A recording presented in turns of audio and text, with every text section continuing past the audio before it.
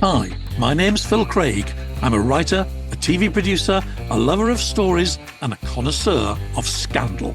And I'm on a mission to bring you the most scandalous tales ever told. So thanks for joining me here at the Scandal Mongers podcast. Hello and welcome to me, Phil Craig, the Australian Bar and the Scandal Mongers podcast. No silly t-shirts today.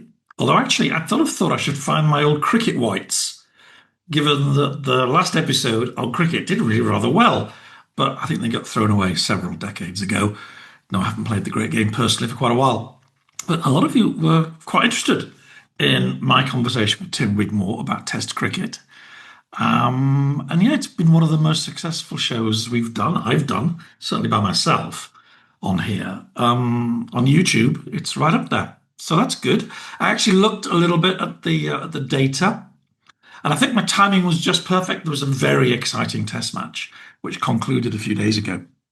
And between India and England, and it just built up. I think I mentioned in my introduction to last week's episode that cricket can build pressure and produce kind of edge of the seat drama like very few other sports, no other sport, I would say. So yeah, there was this amazing game which England won, but it was so close, and the whole world, the whole cricket-loving world was completely enthralled. And yeah, the episode we did last time came out during that period, and a lot of the people watching were from India. So if you were one of those people and you're still around, hello. I also noticed that even though the numbers were very good, the actual amount of minutes that people watched the episode was a little bit lower than usual. So I suspect quite a few people, maybe in India, thought that looks interesting. Click. Oh, is that funny bloke in a silly t-shirt? Click. But still, if you try it out, that's great. If you're still with us and you're Indian, do let me know. And there's a book on sale in India, by the way, for any new Indian friends. Yes, this is published in India. My book all about, well, that's an Indian soldier, and a lot of it is about India and the end of the war. So there you are, a little plug from my book. But yes, so excited to see that show really doing well. Lots of interesting things to do this week to talk about. I thought, as usual, I'd just do some comments from last week's show. Oh, no, actually, before that, I want to thank Jerry Gardner, who won the mug last week. Normally, I send the mugs. That's lovely. Jerry thought I deserved a treat, a present in return. So he sent me his book, which arrived a couple of days ago. And it's very funny. Anecdotes and stories, many involving him, and great sporting events. So thank you, Jerry, for that. And I hope you're still with me. Yeah, lots of people were commenting on the cricket show, and I wrote them down somewhere. Alison Kent, hello Alison, great friend of the show. Thank you, Phil and Tim Wigmore. When I was watching the 5-day tests back in the 80s, I never knew it was so vicious. Yeah, it really was. Catherine Anderson, I can't say I've become a cricket fan, Phil, but I understand the game a bit more, so thanks. Suvida, as Richie Benaud would have said, marvellous. Now, okay, so Richie Benaud is an iconic Australian cricket commentator. And one of the great things about cricket, actually, is the fans. And increasingly in recent years, there's been lots of kind of fancy dress. People turn up dressed as dinosaurs or as, I don't know, the Flintstones or kind of cops and robbers. I mean, really funny stuff. In Australia, there's a whole group that come dressed as Richie Benaud. I've seen them. I've been in a game with them, watching with them. And there are like dozens of these guys and girls dressed. He had a sort of signature sort of grey suit, brown suit, and his shock of grey hair, and they all come as Richie Benaud, and it's so funny. Yeah, so his memory lingers on in the comment section of this podcast. Jim B, hi Jim, remarks on the fact that it was the 4th of July recently, but the Australians, because they threw some tea into the sea, never got to appreciate cricket. Well, they did for a bit actually, but then they sort of got into other sports. Yeah, he also says if England wants more fast bowlers like the good old days, they should open the pits of the north. Yes, that's right. The northern England produce great bowlers, and maybe we should do it again. Who cares about the environment? We want more cricket. Yeah, thank you, Jim. Thank you for everybody who watched that show. So Royals, yeah, I haven't done as much Royals as I used to, but this has been a big week. A Royal Peace Summit. Yeah, representatives of Charles and Harry photographed together in a nice London club, clearly having an intense discussion And none of this happens by accident. We've said this before. These big moments, they're all planned and they're choreographed. So a message was sent, and a message that Charles's side and Harry's side approved, that there are conversations going on about how this might be resolved. I'm pleased, actually. I spoke several months ago about when was it Jason Nauf went out to talk about who was one of William's closest confidants. He spoke on an Australian TV show, and he didn't say anything necessarily that significant himself, but in and around him, other interviews, again, all of this is negotiated, which also implied that there might be an opening for a kind of peace initiative. Harry may have spoiled that a bit because he did that weird interview after his court case, after he lost his last court case. But there is some momentum still in this. It's very interesting. I have made a few calls to various people I know from my time doing royal reporting and royal writing. So it's true. The problem, as ever, is, quotes, the women, Meghan and Catherine. I said the problem. I mean, nobody knows what they're really saying or thinking about all of this. But, what I hear, which is what I think a lot of people now have come to understand, is that what triggered the really big falling out was that Meghan and Catherine were not getting on. And they just weren't. But Harry and William by then had already had a slightly prickly relationship where, Harry rather missed the time when it was the two brothers against the world. He saw William getting more and more establishment.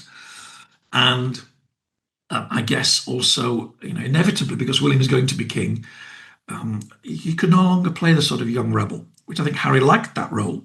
It suited him. And then there's the thing which we talked about before, the legacy of Diana, the press. Harry takes this stuff very seriously. I have sympathy for him because of that. And William, perhaps at one stage was more on Harry's side over this, but now he got, perhaps closer to his father's court. Don't forget, behind all of this is that period when people around Charles, people he hired, were socializing, negotiating, being friends with some of the worst tabloid hacks from the newspapers that were later closed, the newspaper that was later closed down because of hacking. And that was done because they were trying to position Camilla to become acceptable to the public. And that involved a certain amount of slagging off Diana. All of this is true. It's not nice to go back to those days. And I'm, personally relaxed about Charles and Camilla. I was a bit of a Diana fan, still am really. She suits him, they're happy, it's fine. But there is that hinterland which lies behind all of this, and also, by the way, explains why the Spencer family have stayed with Harry throughout all of this. So yeah, there is that background to it. And anyway, I'm jumping around. When Meghan and Catherine fell out over a series of, I think, quite petty things, the two men who are already quite prickly and short-tempered, as Windsors often are, I'm going to defend my woman, I'm going to defend my partner. And so they came head to head, and we know that became very adversarial. If we listen to what Harry says, certainly in his book. And then inevitably past conversations were reinterpreted, and I'm sure that's how the whole race allegation came out. Something that was said when everything was friendly was reinterpreted, exaggerated, and then it was said on Oprah, and that was the big escalation. And I think it's unforgivable. On that, I'm very much against Harry and Meghan. I think it was silly. And that's when people that I talk to say it's the women, that's what they mean. Some point, if this peace initiative is ever going to succeed, a form of words has to be found in which Meghan herself, or maybe not Meghan, maybe just Harry, on behalf of both of them, says, we never intended it to mean that. And everyone will say, well, of course you did. But, time is a great healer. We all tell white lies from time to time to smooth things out. And that is what I'm convinced is being discussed, because that would be the big one. Could anything else, it's just, family rows and so on. But to call the future Queen of England racist, which is really effectively what they did, that was the big one. And they walked themselves back from that. And I think it's really interesting to see, Harry going to visit minefields. He does seem to yearn for that purpose, to do something a little bit like he used to do, whether it's his Invictus or his conservation. And he's still good at it. The Halo Trust put out a statement about the effect of his visit. Where is it? It's somewhere here. Just it was a powerful testament to our success and continued pressure on governments. And we're grateful that he came. This is historic. His connection to us and through his mum on landmines. We welcome it. It's a lot of it. Maybe is a little bit. You'd expect them to say that, wouldn't you? But I think those things. He's good at that. He wants to do that. And when you look at what Meghan's doing, and she could have been a kind of global ambassador on behalf of the royal family herself. But her latest thing is selling boxes of rosé wine on Instagram. I mean, crikey. I don't think Harry likes that. I just don't. I think there's something in him that wants to be the other person. A lot of mean things were said about this landmine trip. Oh, he's just doing it for the publicity. Oh, here he is trying to kind of cash in on his mother. When Diana did it, it was good and pure. When Harry does it, it's cynical. Well, no, none of these things are simple, actually. And that made me refer to a rather key source. Yep, my book on Diana, which I'm going to actually, I thought, since you're here, I might just go through the chapter I wrote about that tour, because she was also involved in an international battle for attention. And at the time of that trip, and it wasn't anything like as straightforward a triumph as you might think. I mean, it was a triumph. It's one of the greatest things she did, I think, actually, in her kind of public career. But it was complicated. As I quote myself, Diana's ambition to become a roving envoy had so far been thwarted by the government and the royal family. Some thought her insufficiently well informed or astute, and some just dismissed her as an attention seeker. Yeah, it was a tough time. She'd recently abandoned lots of her charities, including the Red Cross, in a kind of fit of pique, I think. But she very much wanted to be back in that world. They agreed to go on this trip. A lot of the journalists were quite cynical about it. They knew that she was, after the Panorama interview and the divorce, she was keen to re-establish herself. They were cynical about it, but they were also really impressed. The professionalism, her ability to connect to ordinary people, especially victims in hospitals. I mean, she was really brilliant on that trip. And a lot of great quotes. I won't bore you with all of them. The lovely story from Christina Lamb, that's a very tough war reporter. She still is a very top journalist here. She was really cynical. She was totally charmed by Diana. She saw her, and she tells this amazing story of her holding this girl's hand. This girl is dying in a hospital. And it's horrible, and there are flies, and it's hot, and it's screaming people. And she's right there. And she's just sits there with this child. And then, because Christina spoke the language, after she moved on, this little girl said to her, "Was that an angel?" And Christina Lamb, this tough, hard-bitten war reporter, started to kind of cry when she told me this story. It's in my documentary. And she said, I couldn't have the heart to tell her that it wasn't. That's amazing, isn't it? Not many of us could do that. I mean, it's obviously a very famous person comes and sits by your bed, although this girl probably never knew who Diana was.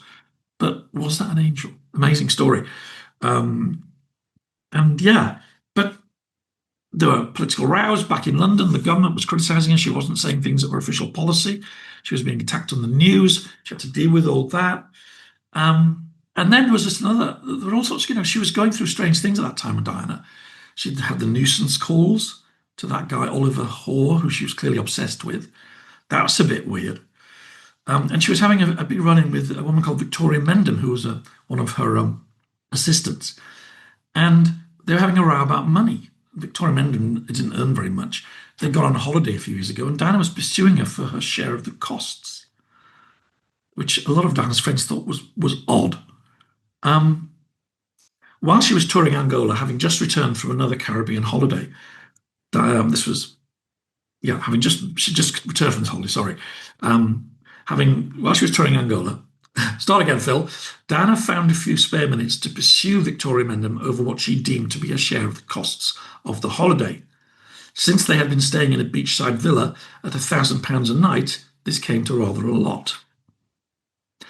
Diana leaving the hospital to make a phone call to Victoria Mendham is perhaps the defining paradox in a story that's so rich in them.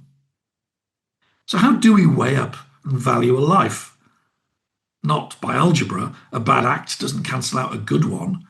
Some of the greatest philanthropists have been bullies from time to time. I wrote that as somebody who worked with Bob Geldof, by the way, who is a great philanthropist and a bit of a bully, I think, too. And maybe those two things were connected. Diana was like that by the end. But because of Angola, what she could do in that hospital ward, people tended to forgive her. And when she died, not many months later, Victoria Mendham volunteered to come into her office and help arrange the funeral. Thought that was quite interesting. But yeah, so when she was doing her landmine tour, it was very political and there were lots of harsh things said. But she created a wave of interest in that subject. Mike Whitlam, who was the Red Cross guy, the landmine guy, was overwhelmed by how good she was. And there was a whole treaty that was stalled, and she really pushed that forward. I mean, that was a genuine policy change on a global level that she helped effect. So I say here at the end of this, it's possible that Christopher Hitchens is right. Hitchens had said fairly cynical things about Diana, that some of her most celebrated good works were just the result of a leap onto a rolling bandwagon. Against that, there's Mike Whitlam and his friends, who thinks that she changed the world for the better that week, and Christina Lamb's glimpse of unaffected charisma in a hospital ward, working its angelic magic. And perhaps real change in our world takes more than the day-to-day slog of activists. Perhaps, as Ed Matthews discovered in New York, another story in the book, you have to cut a few deals to get good things done in a bad, sad world. Was she an angel? No, of course she wasn't.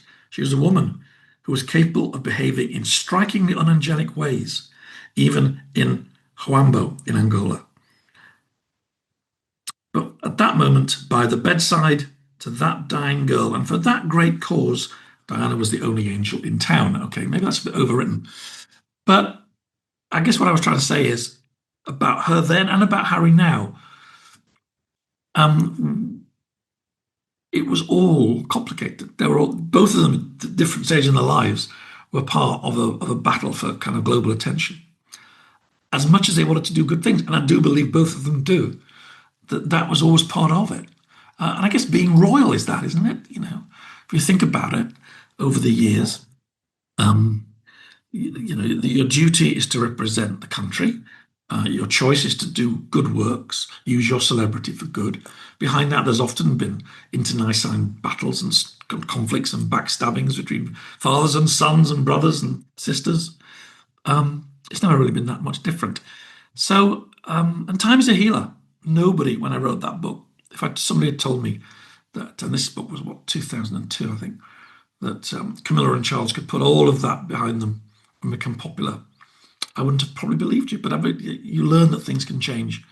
And I think royals have got a very thick skin. You know, Charles survived the publication of that very intimate and embarrassing sex tape of him and Camilla. Because people forgive and forget. And we're all human. And we all say silly things when we're a bit drunk or a bit horny. I don't know. I mean, that's just what happens. So yeah, I think maybe there is a game afoot. I know there is. And if they can find a form of words to deal with the racial element of this, I think in a couple of years, which is of course is the Invictus Games, we really could see Harry back in the fold, doing semi-official royal duties. Meghan maybe with him sometimes, perhaps not that often. I don't think she ever liked it, but maybe she doesn't need to do it. He can live most of his life in America and still do this stuff. Anyway, all of this is being discussed. So anyway, that set me off on a little diversion back to my book and thoughts about celebrity and good works and the way people take sides. Of course, people do take sides. A lot of people really get into the Meghan is wonderful. The royals are, old farts and they're a bit racist. And on the other, a lot of people just, Meghan and Harry, they're betrayed. Everything they do is wrong. We can't possibly have them back. Can never trust them again. It's not quite that. It's not quite that black and white. And I think a peace process will be good for them and probably for the country. So there you go. That's what Phil thinks. What next? I have a list here of things I wanted to talk about. While I've got your attention, if I still have, I've started putting out links for my Australian tour. Most of it's in Sydney, Melbourne, Canberra. There's an event on the 9th of October in Perth, in Western Australia. Tickets are not selling well, I have to be honest. I'm not a household name in Western Australia or anywhere, but it'll be a really fascinating evening talking about my book and lots of the great Australian stories in the book, quite controversial. I'm going to sort of say, was Australia always the good guy? I mean, yes, most of the time we were in World War II, of course we were.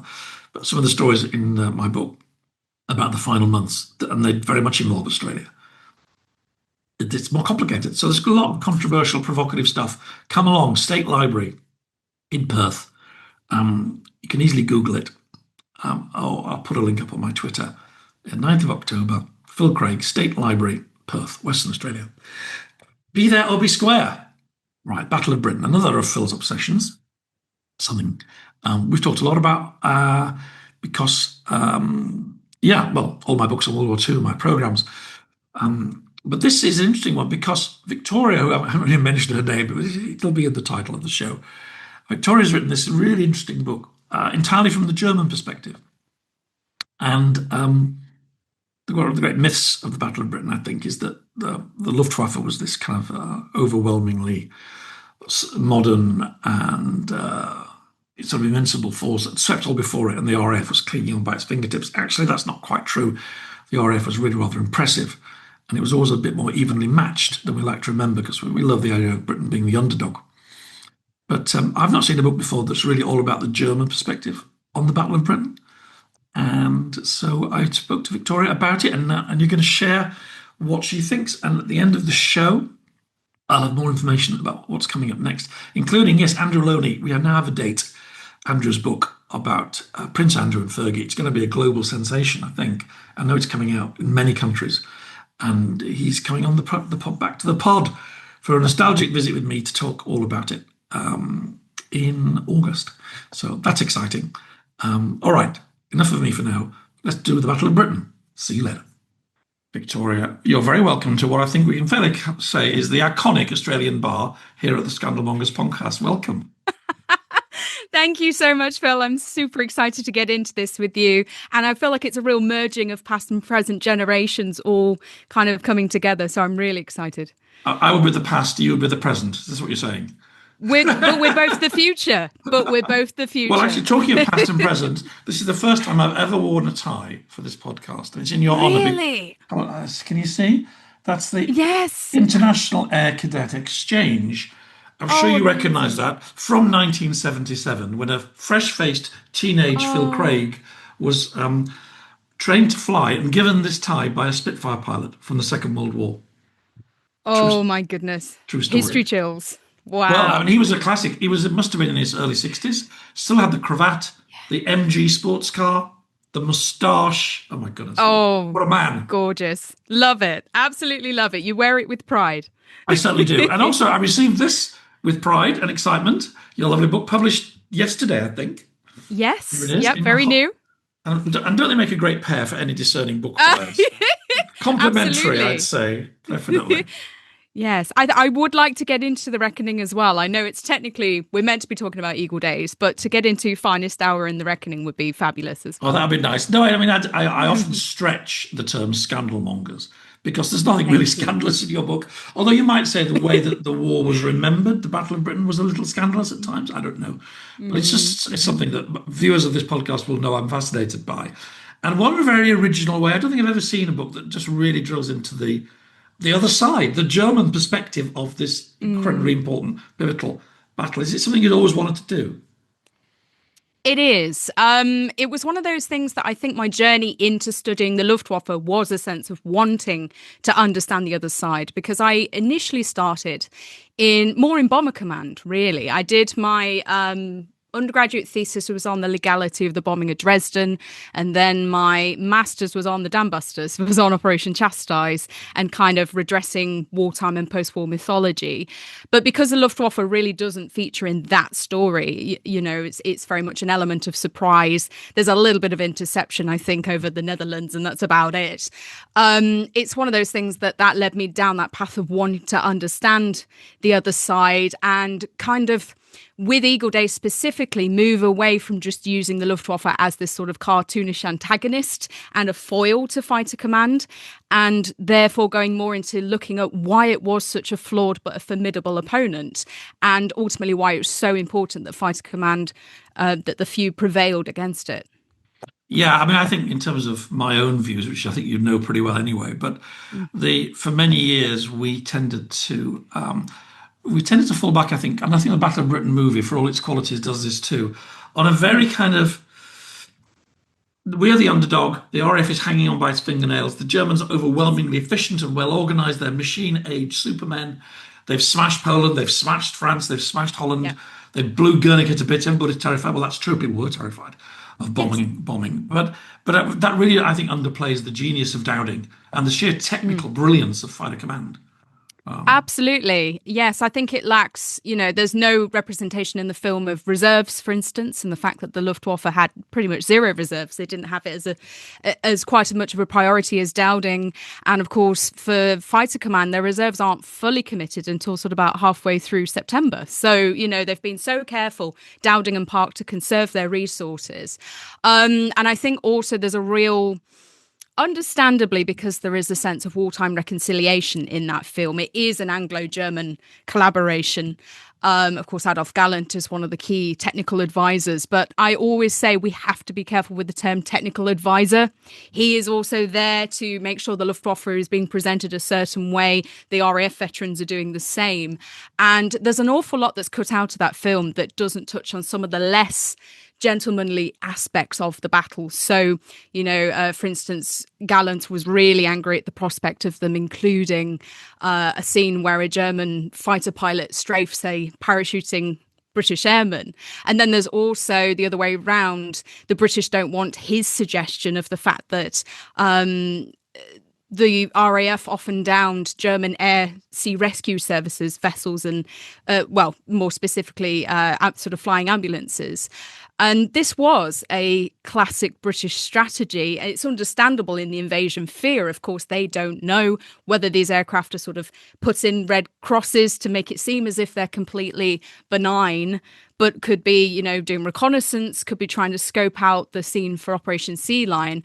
But to the Germans, that's seen as barbarism, the fact that their casualties are shot down. And that is an official policy put in place by Churchill. So it leaves a lot out. I think it's still a masterpiece irrespective of that, but I think it's one of those things that really, it does set that kind of Knights of the Sky myth very much in place. And as with many myths, yes, some of it's true.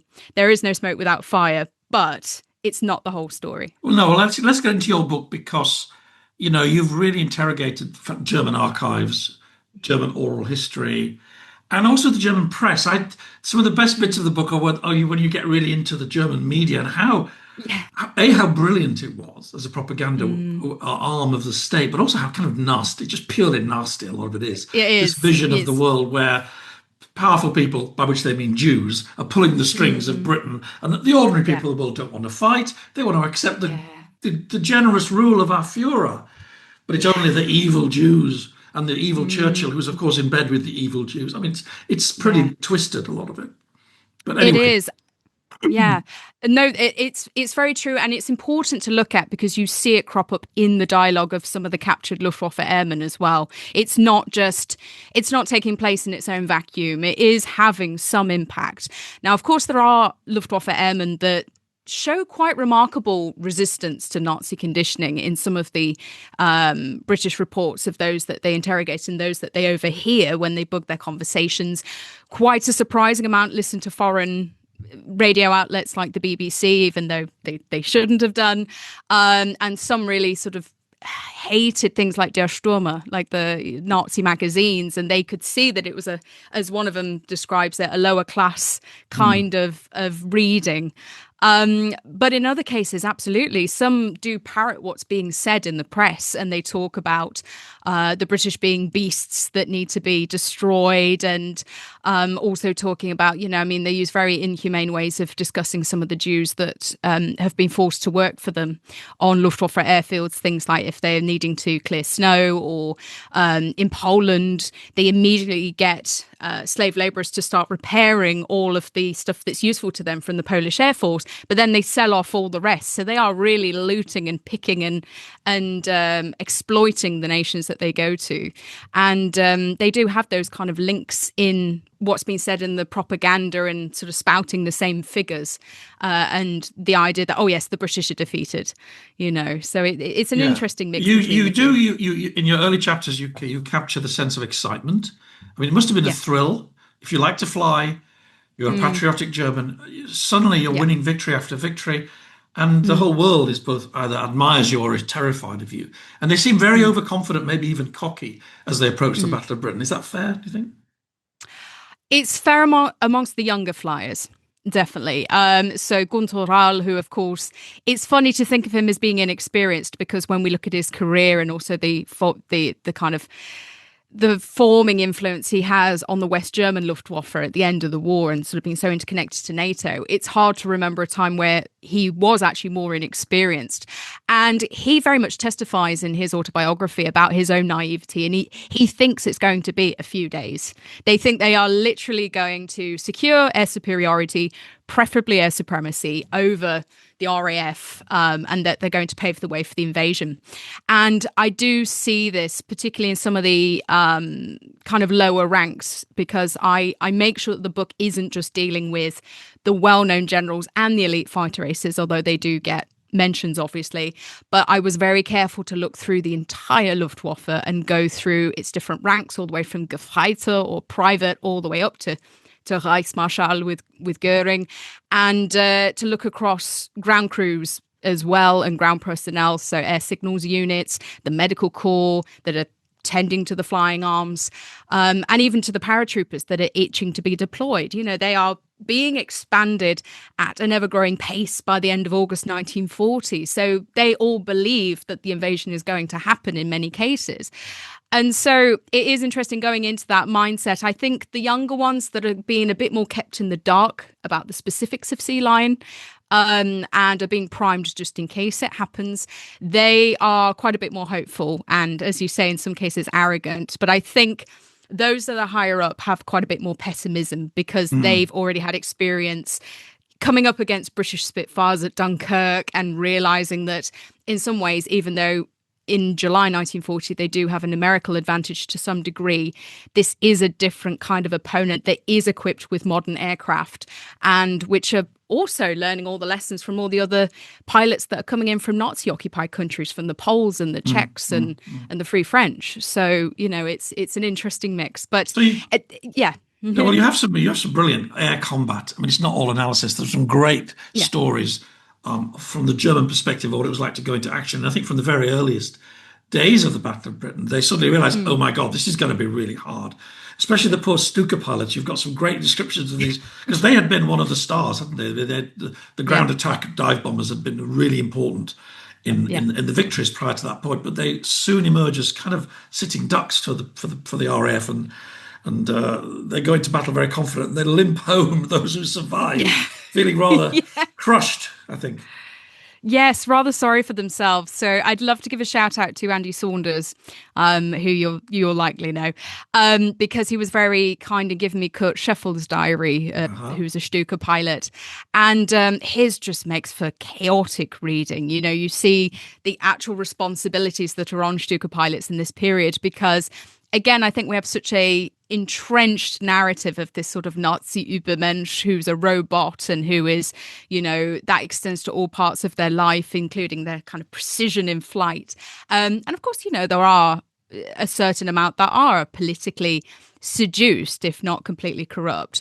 But the thing is with the Stuka crews, they have to be so careful in who they even pick in the first place because they need that interconnectivity between pilot and rear gunner / radio operator.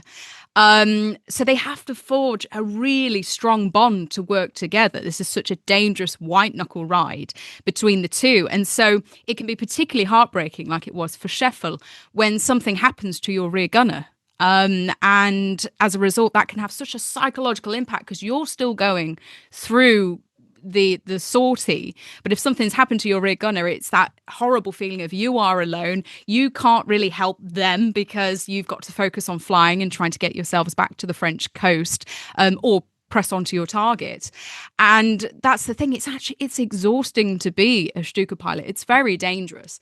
They're flying down at angles of 60 to 90 degrees, and they're also very, very vulnerable when they come out of a dive to British anti-aircraft as well, because they've lost all their speed. Their momentum has gone into the dive. So it's really a hairy situation. And the Stukas aren't as badly impacted, I think, in the long term as people often think of the Battle of Britain. I think because they're withdrawn relatively early on, people think, oh, it was an absolute disaster, end of the Stuka, but they actually recover their losses relatively well, and they are still very much useful in later campaigns. But yeah, it shows that you can be sitting high 1 minute, the absolute peak and pinnacle of blitzkrieg on the continent, and then the next you're consigned to the sides. No, I think you describe them as neurotic overachievers, that they have overachieved, Yes. and then suddenly they become very anxious that they're maybe they're not as good as they thought they were. They are very, very good, but they have, as you said earlier, they've never fought over a country that they weren't already in on the ground. So it's all been fought over enemy territory. The British are well organised. They're repairing their planes. They've got radar. They've got great communications. They can see the Germans coming. And this has never really happened to the Luftwaffe before. And I think, you say it drives some of them into a form of neurosis. It does. Yeah, absolutely. Some of it is just genuine human frustration because they've got used to this wonder of 1940, as the Nazi press calls it. They've had, I mean, obviously they've had Poland in the autumn of 1939, but they've gone straight from Operation Weserübung in Norway and Denmark through to the invasion of France in the Low Countries. And it is an unprecedented military victory. So on the one hand, they do celebrate the fact that they've been able to achieve that, but on the other, they are always left restless. And you can see this after the famous Halt order, the fact that they don't completely finish off the Allies at Dunkirk, for instance. And they know there's that kind of disquiet at the back of their mind that the British are slipping through the cracks. And that's not only just the case at the beginning of the Battle of Britain and the fact that they think the war is going to be over and it's not, but also by the end of the Battle of Britain, it's the same thing. They know now that the British will continue to be a menace in the Mediterranean and North Africa. They know that if they launch Operation Barbarossa, which they've been working towards for some time, that they've still got to worry about the Western Front and fighting that war on two fronts. So, yeah, it's quite a stressful situation for them. In terms of the neurosis, Luftwaffe psychologists were actually very prevalent. There were about 30 to 40 in the Luftwaffe by the time that they'd entered the Second World War. And it took the British until about 1943 to catch up to that kind of number in the RAF. Yeah, so thankfully, from a historical perspective, the Luftwaffe's psychology reports are pretty well preserved because it had so many psychologists. And as a result, they say that the neurosis tended to be more in fighter pilots than in bomber crews. Some of this, of course, may be attested to the fact that there is that direct kind of knowing that the dogfights are coming, and that sense of also being alone as well. If you get separated from the pack, that's it. Whereas if you're in a bomber crew, even if you are alone in an aircraft, you've still got a team to kind of try and rally and keep together. So they found that it was worse in fighter pilots. And they also found that it seemed to get much worse towards the end of September, October 1940. And this was to the point that their suicide rates in the Luftwaffe skyrocketed. We don't know exactly which arms because it's not as specific about that. It's just a sort of Surgeon General's report. But it was so bad that they had to issue bulletins by early 1941 to prevent suicide. So it was a really strong phenomenon in the Luftwaffe. You really humanise the enemy, the enemy of the British in your book, as you rightly should, and that's how we understand how things happened. But you're also quite careful. I mean, I'm jumping ahead now. You're quite careful to address the myth of the sort of knights of the air, that somehow they were apolitical. They weren't involved in some of the darker things that the Nazis did. Whereas, of course, some of them really very much were involved. And the Luftwaffe could be, was staffed by serious fanatical Nazis all the way up to the top. Yes, it's. I've tried to go for the human experience, I think, because the funny thing is with humanizing it, I was so worried that people would come out and they'd be like, oh, feeling a lot of sympathy for them, and I was thinking that's not what I want this book to be. But at the same time, as you say, you still want to have that sense of humanity because it is important in understanding why sometimes they relented and why this kind of idea of Knights of the Sky came up from true chivalric examples, and bravery witnessed on both sides. But yeah, it was important to me to bring in the political perspective, because I think it's just we lose sight of how important it was that Fighter Command managed to keep the Luftwaffe from getting that air superiority. And one thing I definitely want to get into with you later is the sort of discussions about the feasibility of Sea Lion, which I think we're both very much on the page of that. But that doesn't change the fact that even if they had attempted it but not successfully occupied, so many would have been killed. Yeah. People lose sight of the fact that some of the Luftwaffe ground crews would have come on barges with the SS. It's not a complete separation of the two. It's not and just you also you point to some of the the horrible experiments they're doing as well. Experiments on prisoners and mentally ill people, and terrible, cruel things that the Luftwaffe do to kind of test how people will survive extreme cold or extreme air pressure, and it's really gross. But and you obviously make a point of including that. No, it's funny. Actually, it's 25 years ago when I did Finest Hour, and James Holland has written similarly a few years after me, and Stephen Bungay wrote a book about the same time as me called The Most Dangerous Enemy, which is another great book, I think. And I think one of the big shifts around that time was trying to look at the British through the eyes of the enemy, which is what you're doing here. I mean, we didn't really do the very human level, which you've done so beautifully, but we were more. The Germans were scared of Britain. We were not the underdog. We had a massive empire. Yeah. In the First World War, we had frustrated them. We'd blockaded them. We had huge resources. If they couldn't finish us off quickly, we were going to be a massive thorn in their side, as turned out to be the case.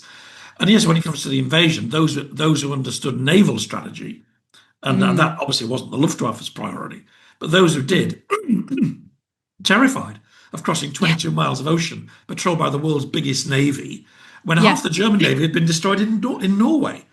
Yeah. Which is, of course, why the whole thing with the French Navy is so important in July 1940. But I'm running ahead. So, looking at it as you do from the enemy perspective, you just get a sense of Britain being not really a pushover. And I think I've always thought the real danger that year was a kind of soft peace caused by fear. Fear of bombers, fear of U-boats, but probably mostly fear of... The whole of Britain turned into a kind of Guernica. I think that's, was driving people. And yet, when it came to it, when they did start bombing London and Coventry, yes, they did terrible damage, but it wasn't as overwhelmingly catastrophic as people had feared. And that's largely because the Luftwaffe, didn't have very many big bombers. No. Well, that's absolutely. I mean, I appreciate you talking about what was the challenge when you set out to write Finest Hour, because, of course, the climate now is very different in terms of that we're very much losing our veterans, whereas when you wrote it, I believe in the 90s, wasn't it? I think 99. You wrote it. 99. So many more of these people were alive to speak to. And it's so interesting because obviously you didn't have the same sort of resources that, again, I do. There's a certain amount of digitalization now, which makes it easier. Although, to be fair, a lot of the German archives I went to in person because it's easier to access than different letters and much more fun documents too. and things. Much more fun too. When you get the kind of gold. Oh, we love a good archive, don't we? Every time you speak sort German? of hit on a golden nugget. Do you have a translator? I do. You just speak German. I guess you did. I speak German, yeah. So, so it's one of those things that it's kind of when you get the golden nuggets, that makes it very. It's rewarding, but also it's so you have to be so careful with your response, especially, if I find something amazing and I'm in a German archive and they know I'm looking at Nazi documents, I'm like, yes. Yeah. Oh, I have definitely been there. I've been there. Oh, sorry. So sorry. Yeah. Sorry. Yes. So you've got to be careful with that. But yeah, I think that's the thing. It's the most rewarding part for me, actually, is the research. And I think it was sort of trying to understand it from the other side is it is difficult. I think it perhaps was easier having learnt German for my PhD and sort of understanding that kind of culture of the time a little bit easier. But I think it's also important in bringing that in because the political aspect hasn't really been brought into the Luftwaffe in the Battle of Britain until now. And so it's one of those things that it's important to put it in, I think, because not only is it a sense of showing how important it was that the RAF overcame it, but sort of going into the human side of things as well, and the fact that politics has an impact on morale too in Germany. That plus what's happening on a military basis is really important for understanding the Luftwaffe's mentality and how much they put faith in their leadership and what they're saying to them. So that was really important. But I think also this is kind of like my subtle nod and appreciation to fighter command as well, because even though people love to present the David versus Goliath narrative, and I can understand why, and there's some sort of truth to it at the beginning of the battle, they put up a hell of a fight. I mean, to be distressing the Luftwaffe to the point that their suicide rates are going up by the autumn of 1940, in conjunction, of course, with the stresses of flying over the Channel, which is its own phenomenon in itself. I think for it to be disintegrating so much already really just is very much a testimony to how much of a fierce fight fighter command put up at the end of the day. Yes, and we talk about the Battle of Britain, and actually it is a marvellous film. It's absolutely groundbreaking in the air-to-air photography, and so many things about it are terrific. But the thing that always set my nerves on edge was Laurence Olivier, great actor though he was, very lugubrious Downing. If you don't stop them, they'll be in London in a week. We need a miracle. Yes. I'm sorry, the real Downing never thought that, never said that, never believed that. And as you said earlier, that they one of the reasons the RAF pilots did always feel outnumbered, and often usually were outnumbered, is that they always kept loads of planes back. They had them in Scotland. They had them in Cornwall. There was always going to be more planes. And I think it's true to say by the summer, by August, the British, the David is making more, Britain is making more planes per month in its factories than the Goliath. Because the Germans are on one long holiday. They're celebrating. Maybe they're planning Barbarossa. But Hitler doesn't want women in the factories. He wants them at home having babies. So they're not really, they haven't really got their act together economically at all. No, absolutely it's not. Another way we sort of reverse the stereotypes. We're not amateurish, they're amateurish, romantic, disorganized. And the Luftwaffe are asked to do things which they don't have the planes to do. No. They didn't have 1,000 Lancaster bombers. They had a few hundred Heinkels that were about a quarter the size. Yeah. So, you know this. Anyway. No, but it's all entirely relevant, and I completely agree. We don't consider the fact, for instance, that because of some short sight in the Luftwaffe in its training, there's already a shortage of Junkers 88 bomber pilots rather by 1941, and the Junkers 88 is easily the best of the Luftwaffe's bombers in that period. It is the Schnell bomber, the fast bomber. It can carry a much higher payload, and it's far more impressive and more modern than both the Heinkel HE-111 and the Dornier Do-17, to the point that it's designed in a way that does take some kind of rewiring of your brain, but it's so much more user-friendly in other ways, to the point that the dials are all shaped differently, so you know exactly what you're pulling, and you've got more of a kind of crew dynamic where you can be helped with some of the flying operations with your crew itself. So the fact that they kind of have that issue, it's a very dangerous aircraft. They have to put out a bulletin in the summer of 1940 saying, we need better training because we're getting a lot of men killed or injured just trying to fly what Peter Stahl calls the diva. He's a Junkers 88 pilot, and he says it's something of the bird is something of a diva. And so you have that issue. As you say, women are a huge part of it as well. Britain very much knuckles down very early on in that regard. The Germans don't really seriously employ women in great numbers until about 1943, until total war. They do have the occasional sort of Luftwaffenhelferinnen or sort of female Luftwaffe assistant.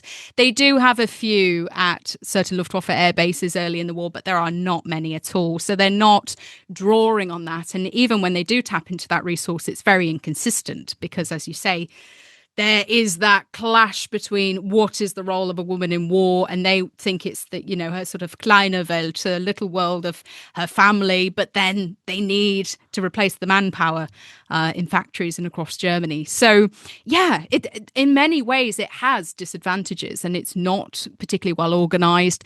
It has the problem of not really having an effective general staff. So it's very much egos and personalities clashing off each other. I mean, Goering is often presented as a buffoon, more interested in looting art And that's not really fair, is it? I mean, he'd had a very distinguished career as a pilot and a leader of pilots, but he was sort of disengaged. I mean, maybe that's one of the things the Battle of Britain film did get right.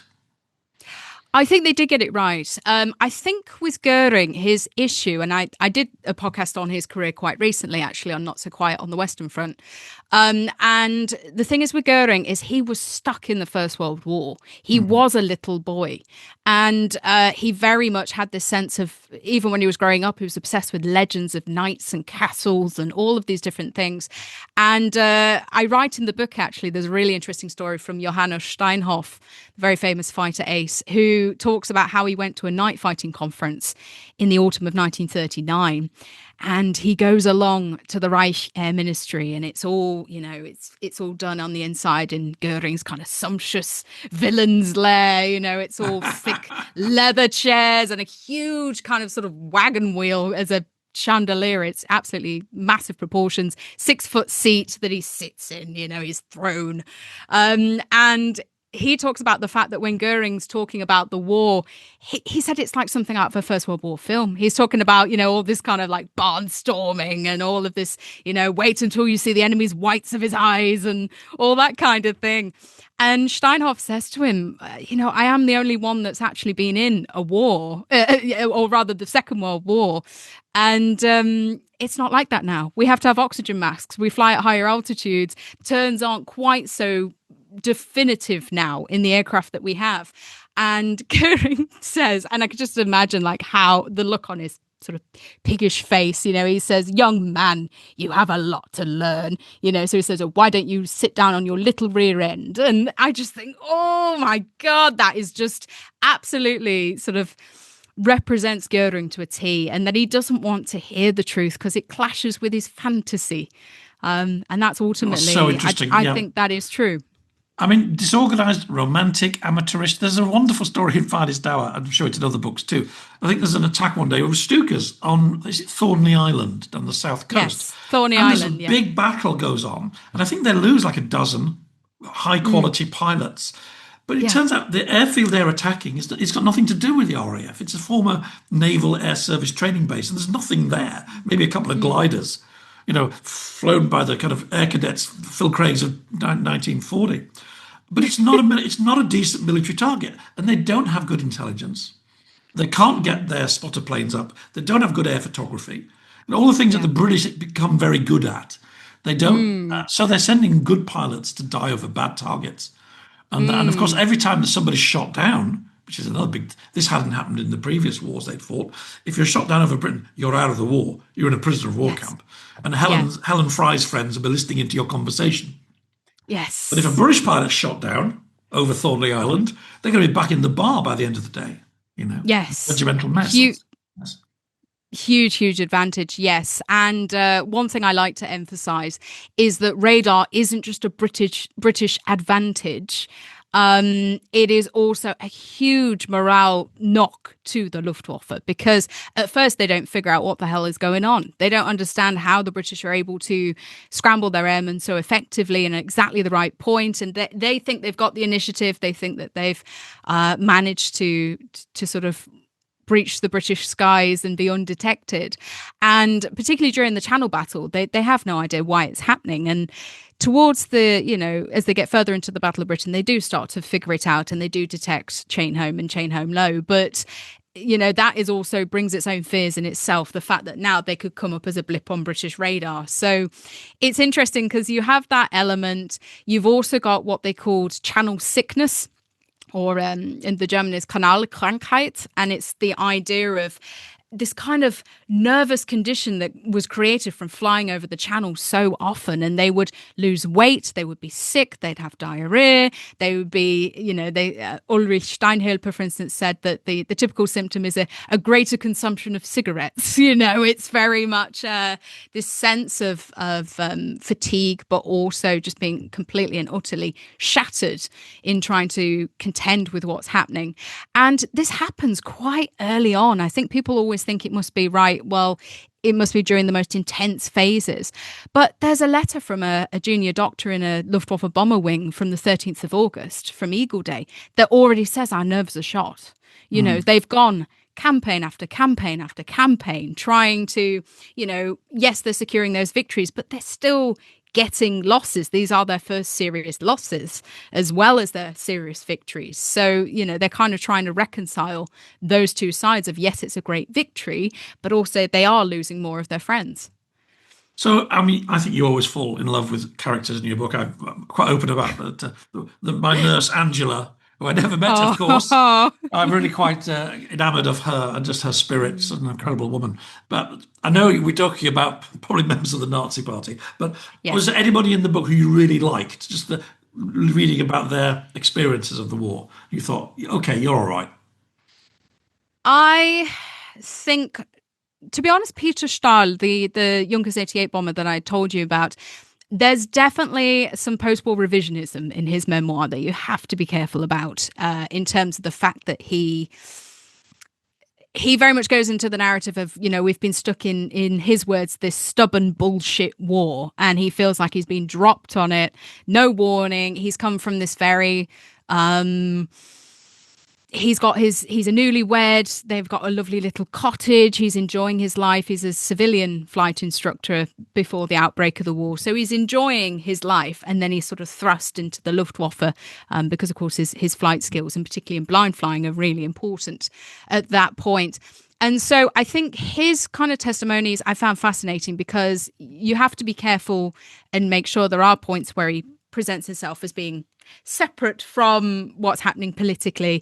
But I think he really does encapsulate just the day-to-day reality. And I think his testimony about finding out about the war, that he's just having breakfast with his wife and he kind of like drops his spoon, when he hears of the news of the outbreak of war. I think that was really fascinating, and he's a very vivid writer. What happens to him after the Battle of Britain? Obviously he survives. How does he survive? I believe he goes in I think he flies more like around the Sahara, and I think he flies in other little, I think he's more on the Mediterranean and North African front, I believe, and then over to other parts, okay. As I say, with the Sahara. But it's his Battle of Britain section is quite long. I mean, he sort of, his is really interesting because he talks about his naivety on being one of his first flights over Britain, and it's in the Blitz. So he is in the smack bang, all of it happening. He talks about going over London the first time, and he doesn't really know what he's doing. He's such an experienced pilot, but at the same time, he gets scared by the machine gun being fired on his aircraft because he's never had that. He's used to flying. And so it's just fascinating to me because, again, we have this image of, the Luftwaffe, the German bombers are coming through and they're trying to hit their targets, and it's kind of like this conveyor belt of destruction. But some of them are shit scared, and I think that's absolutely fascinating. I think one of the pieces of sort of pub wisdom that we tried to confront, and it's probably that argument's maybe already over, but the pub wisdom you used to hear is, oh, well, the RAF was hanging on by a thread and we were lucky he switched us to bombing London. What a mistake that was. That saved the RAF. I mean, I'd say that's absolute rubbish. But actually, in many ways, the decision to bomb London, which was seen as a dramatic escalation, I mean, it was shocking, a major city bombed like that. In many ways, though, it didn't really help them, did it? Because I think there was a couple of days when the RAF was sort of didn't quite know what was going on. But once they sorted it out, is it the 17th or the 19th? There's a big battle over the city.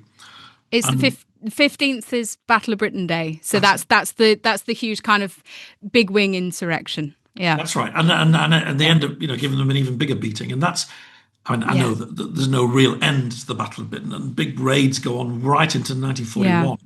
Yeah. Some of the biggest are in the spring of 41, as you know. But it kind of is the death, really, of any sense that they're going to beat the RAF after September. Yes. Do you agree? Yeah, I agree. I think it's one of those things that, again, talking about the British myth, yes, there is this sense. So often it's said as if the RAF is literally on its last legs and it just needs a knockout blow and that's it kind of thing. And obviously we know that's not true. The Luftwaffe does start to, achieve a more favourable kill ratio by the end of August 1940. The RAF are run ragged to the point that they are sleeping under their aircraft in some cases. But the same's happening in the Luftwaffe as well. They're also having to fly, sometimes up to about sort of 4 or 5 times a day. They're dealing with Yeah, in some cases they go there, they come back, they refuel, they go back out. It's incredibly intense. And I think that's the thing. It's sort of the Luftwaffe moves towards a more of a favorable ratio, but it's more still like 1-to-1. They're kind of balancing out the drains of the early parts of the Eagle attack on the 13th of August on Eagle Day, and then also on the 15th on Black Thursday. And they do start to help balance it out. And in certain cases, sometimes the fighter pilots have a greater ratio against their counterparts. But it's not this absolute huge knockout blow. The RAF isn't on its knees in the way it's often portrayed. I do think that it does catch the Luftwaffe on the back foot, though, on the 15th of September, because they do believe from the numbers they're getting, but also the fact that they don't have as high a contact rate with the Luftwaffe, with the RAF towards the end of August 1940, they do start to believe those kind of numbers that, surely the RAF are starting to be subdued. And so that's where the shock comes from on the 15th. It's because they are looking at the 15th being another hammer blow. And of course, they don't expect the fact that the RAF has had enough time to recuperate and somewhat revitalize itself. Although it's still, your nerves, the human body does not recover in a couple of weeks from that kind of war trauma. So but it's important. They don't. How do they spin it in Germany? I mean, you've got great sources in your book, in the press. Do they say to the people, we've lost? Or do they say, well, we've hammered the British, we put them in their place, now we're going to take on the communists in Russia? Yes, like the second in a way. So one article which I found fascinating, which I use in the book, talks about the fact that there's this British Bolshevik conspiracy. And they basically use the end of the Luftschlacht um England, or the air battle for England, the fact that it's both the Battle of Britain and the Blitz combined in German dates. They use it as in the press as pretty much being like, oh, well, actually, the problem is far bigger than we thought. It's not just the British. We're fighting the communists as well. And so they kind of, they talk about any sort of kind of previous collaboration between the two, and also the fact that, they say that this is very much a kind of a global threat. And you do see that in some of the Luftwaffe letters. There is one chap, I think he's based in Poland, either Poland or France, by the spring of 1941. And he says that everything that Judaism can throw at us, like the British warmongers and the plutocrats there, and then also the Bolsheviks, they all stand against us and that kind of thing. So some of the Nazi propaganda is effective on some individuals, not all, obviously. And a lot testify that they felt it was a huge error to go into Russia. I mean, it's so brazen. It's so brazen, isn't it? Yeah. I mean, Hitler and Stalin were allies during the Battle of Britain. Yes. Communists in Britain, in some of the unions, were actually trying to undermine the British war effort because they were more loyal to Moscow. I mean, my goodness, I know we shouldn't be surprised that the Nazis told lies, but wow. Amazing. Yes, but yeah, and absolutely. And I think the thing that's interesting on that as well is the fact they keep moving the deadlines or rather the timelines in the press. So at first it's, we're having these hard, heavy attacks by early July 1940 in German dates. But then once they get to September, they're like, oh, the great battle has begun. And you're like, it began 2 months ago. So, they change it around. And they still continue to speak as if there's air superiority over Britain, even by 1944. They when you get some of the other later attacks. Really? Even though there are massive bomber fleets going the other way now? Massive ones. Yeah. They still, whenever they have any of their sort of rare operations in and around Britain, they will talk about, we made this place in 1940 and that kind of thing. And they some of the papers kind of, it's almost like a nostalgic throwback to the Battle of Britain. They talk about our hearts go back to previous operations over Britain. And so even towards the end of the war, they're still trying to portray it as this kind of, we've softened the British, even though, the invasions are starting, like Normandy comes not long after. So, it's a fascinating, in the book, I say it's mental gymnastics that would have scored them 10 at the Olympics. That's very good. Well, it's a fantastic book. Obviously, the question that, and your publisher's probably asking you is, there's a lot of war left. Are you going to follow the Luftwaffe? There's some great campaigns, North Africa, obviously. Malta, be a great story. I mean, do you have any plans or are you not sure? So I think I will probably take a Luftwaffe break. because I have done it solidly since my PhD, and Okay. so 4 years PhD, and then it was sort of about 3 years, 2 to 3 years on this. So there's only so much Nazi propaganda one can consume until you go insane. True, And very true.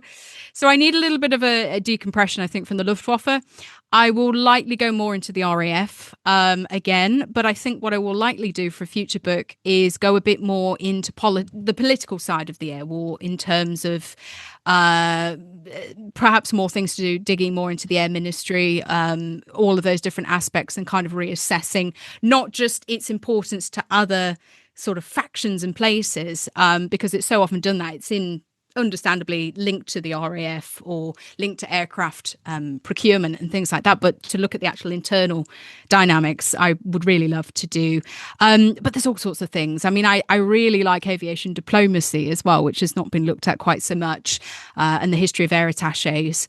And so I've written on that a bit in the past. So I'm hoping to make that a book, but we'll see how we go. And also, I would like to go to something that has got a bit more, you can write some of the sorties and things like that, because they're always the most satisfying bits to write. Is Well, they are. And there is it's not, we've made it sound like it's all analysis. It's not. It's great colour and character, and it's a thoroughly good read. And I'm looking forward to having you sign this when I come to your event in about a week.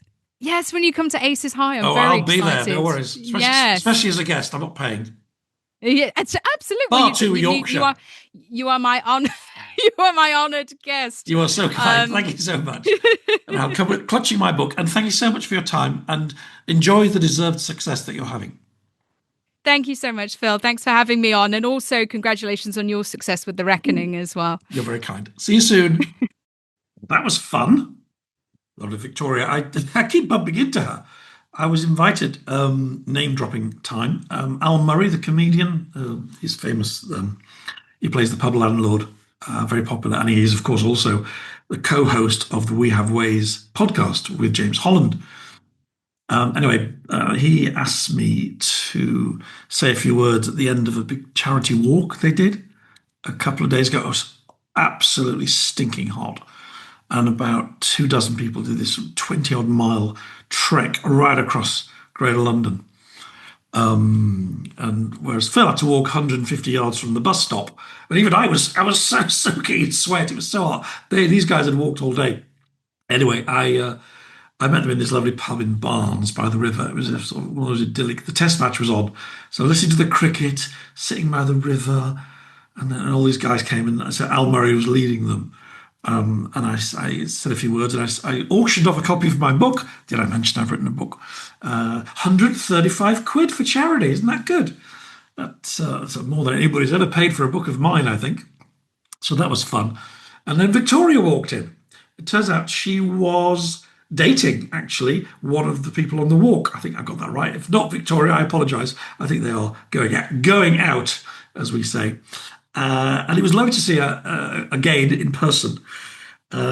She's full of fun and she's very smart. And I think she's got a great career ahead of her as a writer of military history and indeed anything she wants to write about. So, yeah, I'd recommend the book from the German perspective of the Battle of Britain. And what else? I think this long episode is drawing peacefully to a close. If you stay with me that long after my rambling intro, thank you very much. Yeah, Andrew is coming to talk about his book, definitely happening in August. I'm not entirely sure what date. Well, I know the date for the recording, but I can't put it out. I think he's got various serial deals. I think a book like that, it's going to be quite carefully managed, but it'll definitely be within the month of August. And I also did a really interesting interview with another writer, Sam Kelly, American, joined me from California to talk about his wonderfully funny book, History on Drugs. Yep, the scandalous history of how everybody, all the important people in history that kind of created the world were basically stoned all the time. Okay, that's a slight exaggeration. But if you look at history through the lens of, and I don't just mean alcohol, I mean like hallucinogenic drugs, cannabis, laudanum, Queen Victoria, cokehead, really she was. And yeah, so that's quite interesting. And that'll be an episode coming up soon. Steve Tibble, do you remember him? Steve was on about a year ago, talking about the Crusaders. He's got a new project coming out, which is really interesting. I'm not sure, I don't think I can tell you what it's about because it's a bit of a secret, but he's going to come on the podcast soon. Lots of other things bubbling. I'm going to do some more royal reporting. I'm chasing up a few of my royal contacts. Press further maybe what the hell's happening with Harry, because I think the next year could be quite significant in that story. And yeah, thank you for your company once again. Hope you enjoyed the show. If you do, please like it. If you're new and you're maybe from India and you've discovered us, welcome. Please subscribe. Tell all your friends. And if you're an Australian and you know anybody in Perth, if you're in Canberra or Melbourne and you have friends in Western Australia, let them know. 9th of October, Phil's talk. We need to sell some more tickets for that. All right, all the best. Thanks very much. Bye. This has been a Podcast World production. If you want to contact me, write to team@podcastworld.org, placing Scandalmongers in the heading, or you can reach out via the social media links in the show's bio. And if you've enjoyed this episode and you want to support the show, please consider taking a few seconds to hit the donate button found just below this video. Many thanks, and see you next week.